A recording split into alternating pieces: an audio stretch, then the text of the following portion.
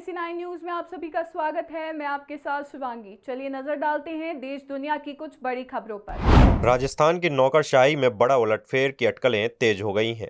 वर्तमान मुख्य सचिव सुधांशु पंत की सेवानिवृत्ति के बाद केंद्र में खाद्य एवं रसायन विभाग के सचिव के पद पर तैनात और राजस्थान कैडर के 1992 बैच के सीनियर IAS अधिकारी रजत कुमार मिश्रा को राज्य का अगला मुख्य सचिव बनाने पर विचार किया जा रहा है। हालांकि इसकी आधिकारिक घोषणा या ऑर्डर निकालने का जाने का अभी इंतजार बाकी है। दिल्ली के गलियारों में चर्चा है कि केंद्र सरकार राजस्थान कैडर के किसी सीनियर अधिकारी को वापस बुलाकर राज्य प्रशासन की कमान सौंप सकती है। राजस्थान में खेलो इंडिया यूनिवर्सिटी गेम्स 2025 की रंगारंग शुरुआत हो गई है।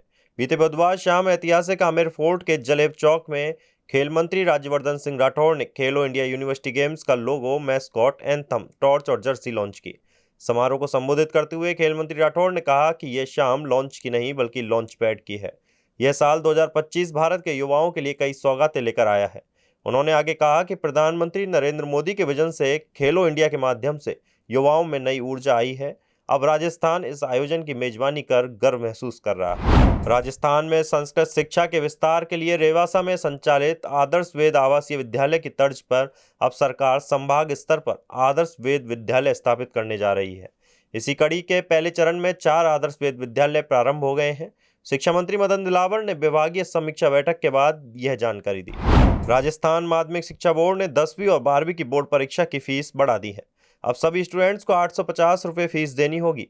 पहले रेगुलर स्टूडेंट से 600 रुपये और प्राइवेट स्टूडेंट से 650 रुपये लिए जाते थे। वहीं प्रैक्टिकल एग्जाम का शुल्क भी दोगुना कर दिया गया है। अब प्रति विषय 200 रुपये शुल्क लगेगा।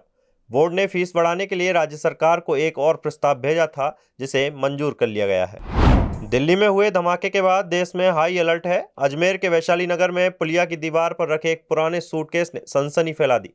करीब घंटे भर तक लोग डर और शंका में सूटकेस से दूर रहे। वहीं मौके पर पुलिस और लोगों का जमावड़ा लग गया। हालांकि जांच के बाद सूटकेस खाली निकला। इसके बाद पुलिस ने राहत की सांस ली, लेकिन एहतियातन उसे जब्त कर लिया गया। पुलिस मामले में आसपास लगे CCTV को चेक कर रही है। बस्सी में पोस्ट ऑफिस के पास एक विवाहिता पानी की टंकी पर चढ़ गई और कपड़ों पर केरोसिन छिड़क लिया।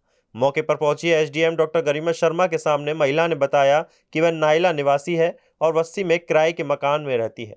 उसने आरोप लगाया कि मकान मालिक उसे प्रताड़ित कर रहा था। अधिकारियों की समझाइश के बाद महिला को सुरक्षित नीचे उतार लिया गया। RSS के सरसंघ संचालक डॉक्टर मोहन भागवत 13 से 16 नवंबर तक जयपुर प्रवास पर है। अपने 4 दिवसीय प्रवास के दौरान वे जयपुर में विभिन्न कार्यक्रमों में भाग लेंगे और संघ कार्यकर्ताओं के साथ संवाद करेंगे। आज भागवत भारती भवन में संघ से जुड़े वरिष्ठ नेताओं से मुलाकात करेंगे।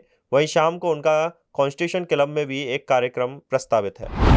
गुजरात ATS की गिरफ्त में आए 3 आतंकियों ने जो खुलासे किए वो रोंगटे खड़े करने वाले हैं। पाकिस्तान से ड्रोन के जरिए हथियार भारत बॉर्डर में फेंके गए थे। हनुमानगढ़ से शराब तस्करी के रूट से गुजरात तक पहुंचाए गए और अहमदाबाद के कलोल में डिलीवरी हुई। अब राजस्थान ATS हनुमानगढ़ में उस स्लीपर सेल की धरपकड़ में जुट गई है जो बॉर्डर से हथियार उठाकर डिलीवरी तक पहुंचाती थी। आपको बता दें कि गुजरात ATS ने 3 दिन पहले अहमद मोइनुद्दीन सैयद, सुलेमान शेख और मोहम्मद सुहेल को गिरफ्तार किया था।